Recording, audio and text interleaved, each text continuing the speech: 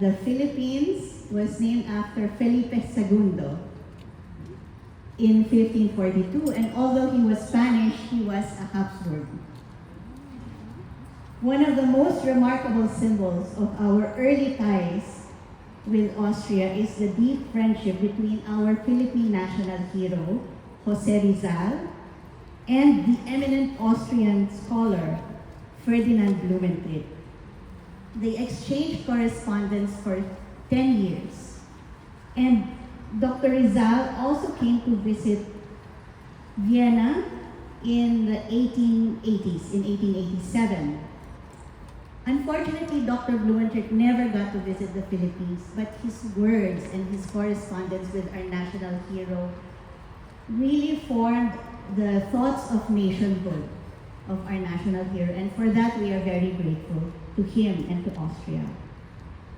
Tonight we actually have one of the descendants of Dr. Blumentritt this evening, and we thank them for coming to an agreement with our National Museum of the Philippines, which will acquire some of the important historical artifacts and letters from our national hero that the Blumentritt family have lovingly kept in safekeeping. So thank you very much for that. Our oldest Western-style orchestra, the Manila Symphony Orchestra, was founded in the 1920s by an Austrian, Dr. Alexander Lipay. Don't worry, it will go faster. I won't go through all of the decades, but in the turbulent years of the Second World War, Austrian Jewish refugees found a home in the Philippines.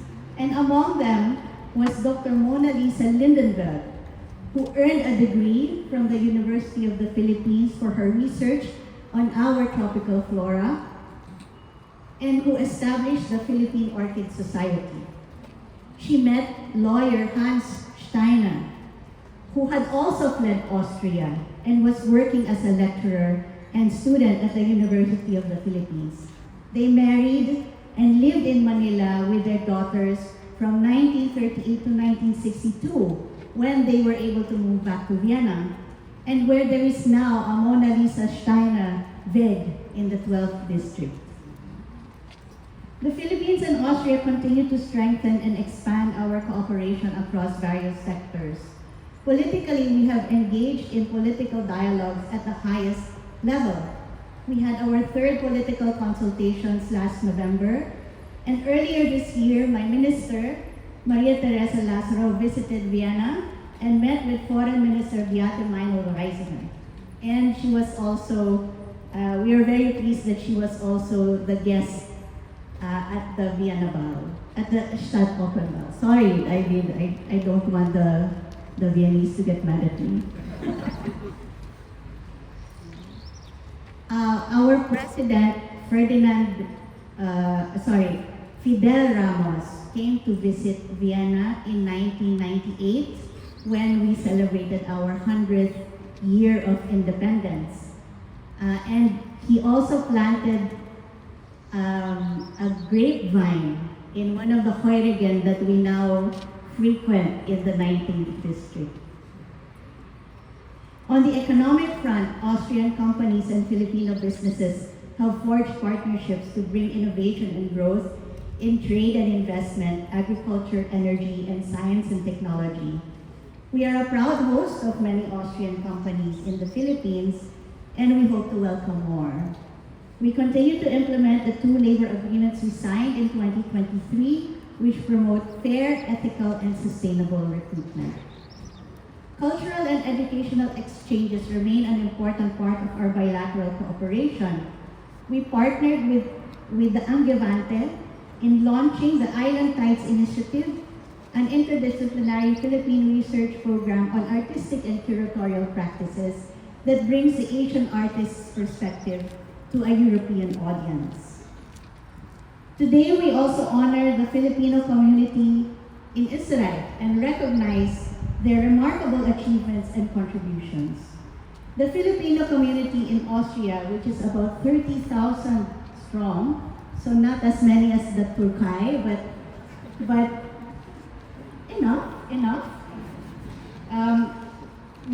a deeply integral part of the Philippine-Austrian bilateral relations, particularly our deep people-to-people ties.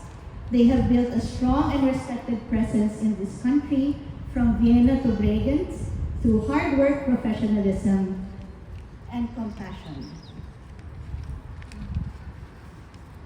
Okay, last Deutsch part.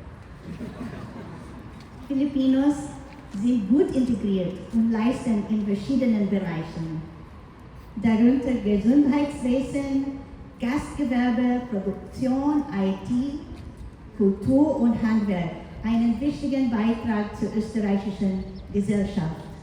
Die philippinischen Pflegekräfte und medizinischen Fachkräfte sind zu unverzichtbaren Mitgliedern des österreichischen Gesundheitssystems geworden.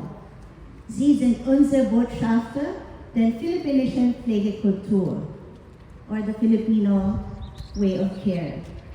The Philippines has not only provided Austria with exceptional nurses, we are also proud of second and third generation Filipino Austrians, including 2 Eurovision Austrians.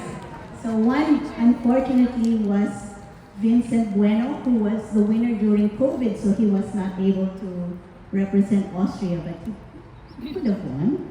And of course, everybody knows JJ, who brought Eurovision back to Vienna.